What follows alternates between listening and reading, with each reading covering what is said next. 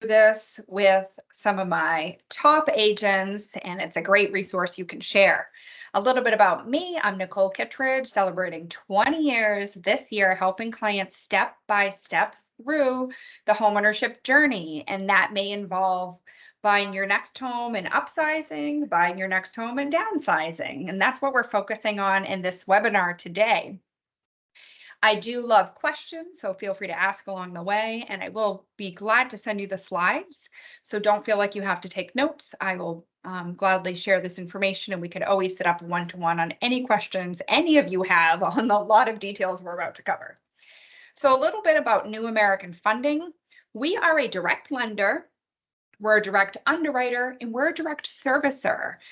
I personally bought my home in 2005, and I can't even count how many mortgage servicers I've had over the years. You buy, you close, and your loan is sold and sold and sold. At New American Funding, we service our own mortgage loans.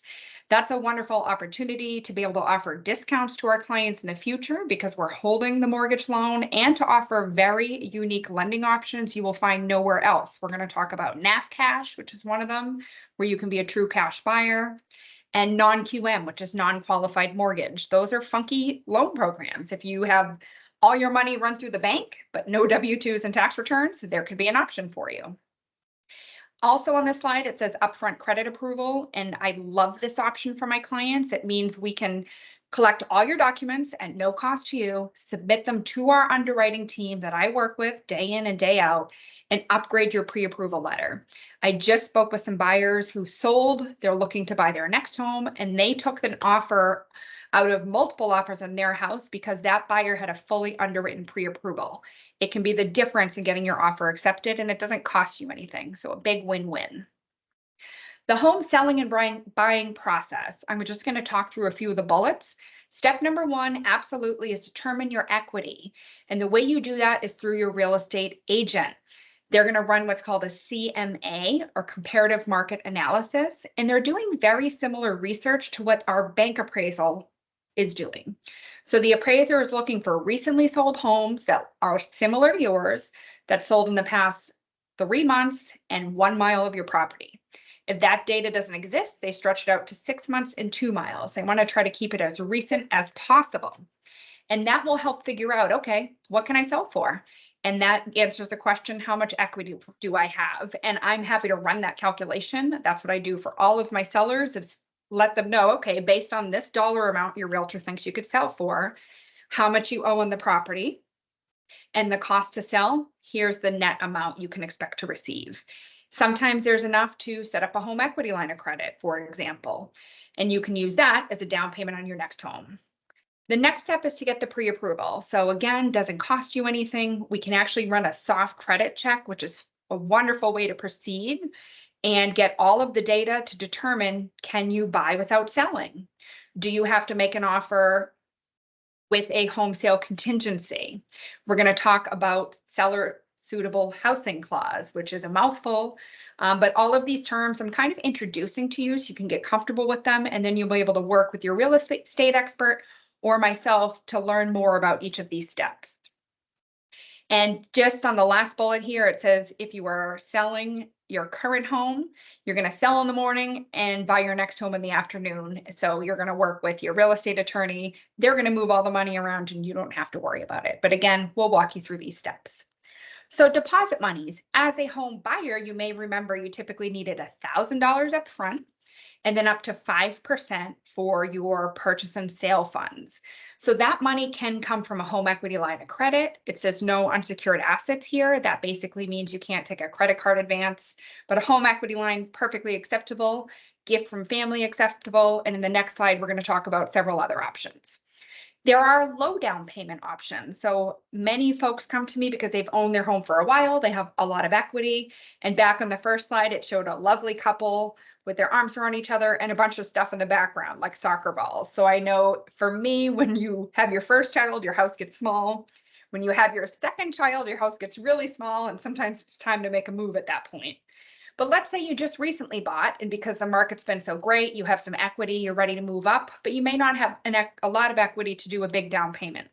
You can do FHA at 3.5% down if you don't already have an FHA mortgage. can only have one at a time. You can do conventional at 5% down. So those are both options for people buying their second home. You don't need a huge down payment. Although, as you know, it's competitive out there, and the more down you have, often the more competitive your offer can be. So some unique options. Equity with the home equity line of credit, which I will guide you in the best routes to set that up. You can use that for down payment on the next property. Kind of consider it like a bridge if you've heard that term before. The big tip here is to set it up right away. I personally bank with Middlesex Savings Bank. I'm very loyal to them because they paid for the majority of my education, but they took a really long time to set up my home equity, like really long. So if you have a local bank you'd like to work with or a connection I can certainly make for you to set up the best home equity line of credit for yourself, get that going right away. NAV cash, we're going to talk more about this. This is a fabulous option where you can be a cash buyer and you have to get pre-approved upfront for it. So NAV is New American Funding, and NAV Cash is a subsidiary of our company that we created to help buyers win homes. You have to get underwritten, fully underwritten, and then NAV cash approved. And gift is also listed here, and that's often a solution my buyers who are selling and buying utilize. So if you have loving family members that are willing to gift you funds for your next home purchase, it can be a great way to be able to buy first and sell after. Tax return is listed here. I don't know about you. I'm not getting much back this year. So for some folks, they know they're getting a certain amount back and they can use it for home purchase. Retirement funds, this is a big one. Some folks have never even considered using retirement funds for down payment on a property, but some retirements allow you to borrow, pay it right back with no repercussions. So it's a great way to potentially use funds for your next home purchase. What I recommend here is talking to your asset manager right away and finding out the specifics. Are there penalties you have to pay that make it not as great of an option to proceed with? Or do you have the type of account that allows you to borrow, pay it right back, and literally there's no loss for you to do that?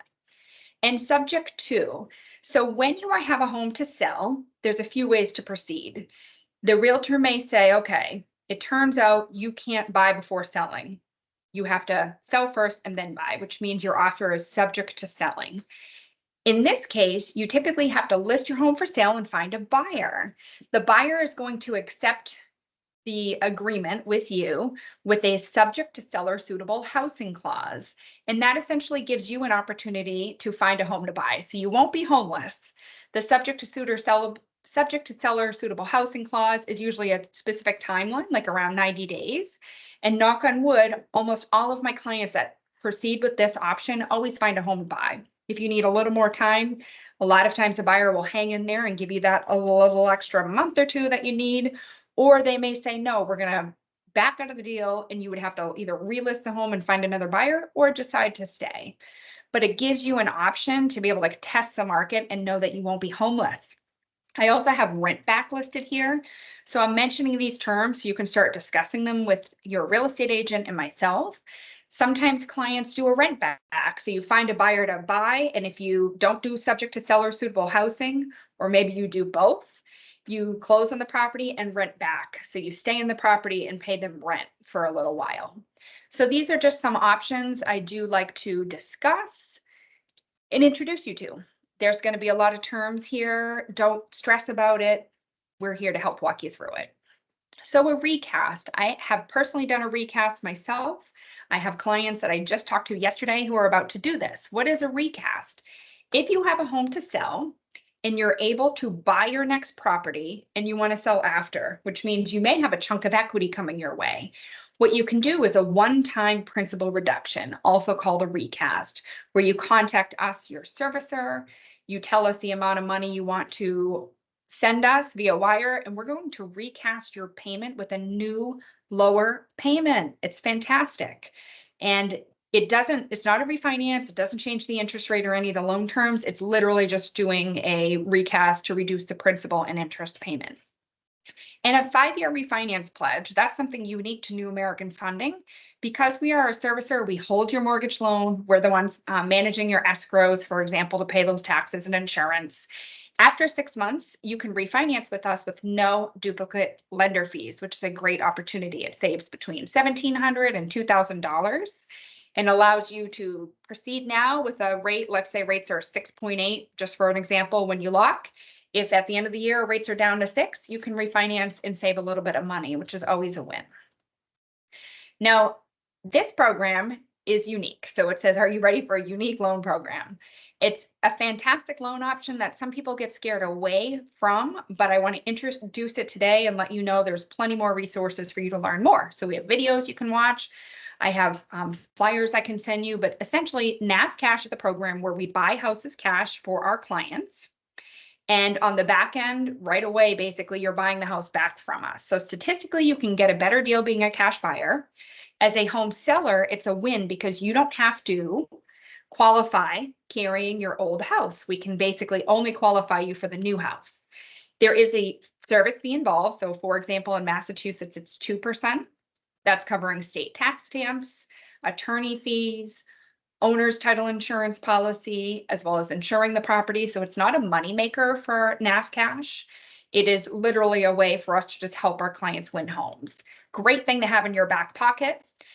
So one of the things you have to do is get the pre-approval, get pre-approval underwritten, and NAV Cash approved. Nothing stressful about that process. I can walk you through it and we can all work together to get it done in as little as 1 week. But a great opportunity to talk about. A recap of the steps, because we've covered a lot. Number one, determine your equity. So you're going to work with your realtor and discuss strategies. So you're going to figure out your equity. You're going to figure out, do you have to sell to buy, and talk to your realtor about the realistic approach of making an offer with a home sale contingency. How successful is it likely to be? Talk to them about a subject to suitable housing clause. I do find buyers are, because inventory is low, they're willing to proceed with this. And it gives you peace of mind knowing you can go out house hunting and not have to worry about being homeless. And I can help with the estimated net equity calculation. Get pre-approved. So figure out all the answers to the questions you have. Can I sell? Can I buy first, then sell? If I can't, how does the process work? We're going to walk you through the steps and provide your documents. So secure that upfront underwritten pre-approval and get that NAV Cash approval. It would be remiss of me to not talk about the market conditions. So equity is at the highest it's been really in the history of time. It's a phenomenal time to be a homeowner. If you pay PMI, it's a great opportunity for you to check with your servicer and see if you can get that removed from your payment, regardless if you decide not to sell, get that PMI off. But it does put you in a position where you may have access to something like a home equity line of credit that you didn't realize you had. Your realtor's, again, going to help with the equity valuation. Inventory. Inventory is, when we talk about the good, the bad, and the ugly, inventory is in the bad category because it's low. Definitely helps you as a home seller because there's going to be more eyes on your property. And if it shows well, you're likely to get the highest price. It does make it a little more challenging because you are also a buyer. But we are coming into spring market. So your realtor will be able to discuss strategies with you and the likelihood of inventory coming on. Again, knock on wood, all of my clients that do list typically always find a home to buy. Property conditions, your realtor is going to recommend you make updates. It's always a great idea to take their advice. They're professionals who are guiding you, and sometimes their advice costs money. So a home equity line is a great way to make updates on your property that they recommend, or a renovation refinance. This is definitely more in-depth and involved, and I'm here to walk you through it. But it is something that can make a big difference in taking your home from being able to sell because the market's good and most properties are selling, to being the Pottery Barn house where the open house is jammed, cars are down the street, and you are getting an offer way over asking. A renovation refinance is something that's available out there, and I at least wanted to mention it. And rates. On this slide, it says the good, the bad, and the ugly. Not as ugly. So the last time I did this presentation was back in the fall when rates were at the highest level they've been in decades. And now they've come down a bit, which is nice, really more than a full point to where they were off that high. So rates are varying for everyone depending down payment type, property type, credit score, income level, etc. But from 6.8 to 7.2, you can pay points and buy the rates down. Keep in mind, we do have that 5-year refinance pledge right now that helps clients save money in the future if a refinance becomes an option. Some tips: home insurance. So you probably, I think you jumped in at this slide in the past, Annie, so forgive me for repeating, but I didn't know this. If you shop for home insurance up front with your agency before you have a house, sometimes they give you a discount on the policy, which is great. And I've been told that when you move into your new house, it's a great time to tag all of your assets so that your homeowner's company can make sure everything is insured. So I have a musician in my family. It'd be great to kind of get all of that recorded. So God forbid, if anything happened, we know exactly essentially what we have. Declutter. So take your realtor's advice here. Timing. Should you list in the winter? Should you list in the spring? You need to strategize based upon your own personal needs. And of course, take your realtor's advice there too. Understand. So we talked about rent back. We talked about subject to seller suitable housing. We talked about NAF cash, recasting, HELOC. Those are all a lot of mortgage terms and military language, so to speak. I'm here to help answer any questions you have and guide you through each one of those. So no such thing as a silly question, please ask. And I always like to talk about a financial planner. So many folks have them, many folks don't. When you're moving on to your next property, whether it's downsizing or upsizing, by this point in our lives, some of us have rollover 401ks. Some of us are wondering, should I do a lower loan term? How's this going to impact my budget? Now is a phenomenal time to bring in a financial planner to set up a long-term strategy for your financial health and wealth. So if you're ready to take the next steps, the first I recommend is a phone call so I can really listen to what your goals and plans are.